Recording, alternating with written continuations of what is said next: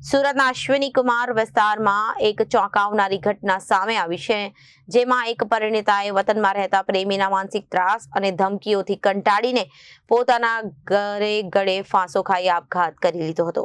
આરોપી યુવક પરિણીતાને પ્રેમ સંબંધ રાખવા માટે દબાણ કરતો હતો અને તેના ફોટા ઇન્સ્ટાગ્રામ પર વાયરલ કરવાની ધમકી આપી મારવા માટે મજબૂર કરી અને તેવી ફરિયાદ વરાછા પોલીસ સ્ટેશનમાં નોંધાઈ છે।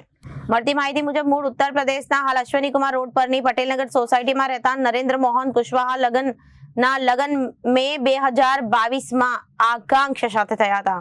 લગ્ન બાદ થોડા સમયમાં નરેન્દ્રને જાણ થઈ હતી કે તેની પત્નીને વતનમાં જ રાહુલ જીવનલાલ પરિહાર નામના યુવક સાથે પ્રેમ સંબંધ છે। આ બાબતે પરિવારમાં સમજાવટ બાદ આકાંક્ષાએ રાહુલ સાથેના સંબંધો તોડી નાખ્યા અને દંપતી સુરત આવી શાંતિથી રહેતું હતું। જાન્યુઆરી 2026માં આકાંક્ષા પાસેથી એક મોબાઈલ મળી આવ્યો હતો, જે રાહુલે તેને જબરજસ્તીથી આપ્યો હતો।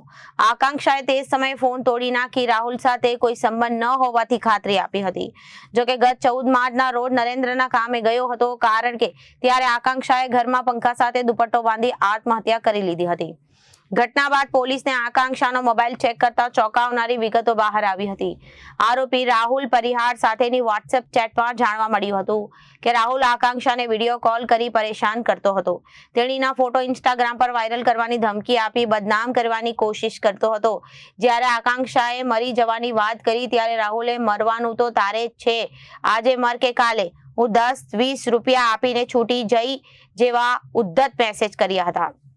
પત્નીને પ્રેમ સંબંધ રાખવા દબાણ કરી અને ફોટો વાયરલ કરવાની ધમકી આપી મરવા મજબૂર કરનાર રાહુલ પરિહાર વિરુદ્ધ મૃતકના પતિએ ફરિયાદ નોંધાવી છે।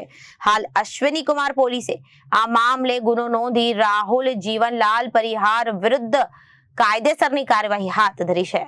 આરોપી ઉત્તર પ્રદેશ રહેતો હોવાથી તેને પકડવા માટે ટીમ રવાના કરવામાં આવી અને આ પ્રકારની હાલતોની સ્થિતિ જોવા મળી હતી। Reporter Arvind Rathod, Janadesh news, Surat.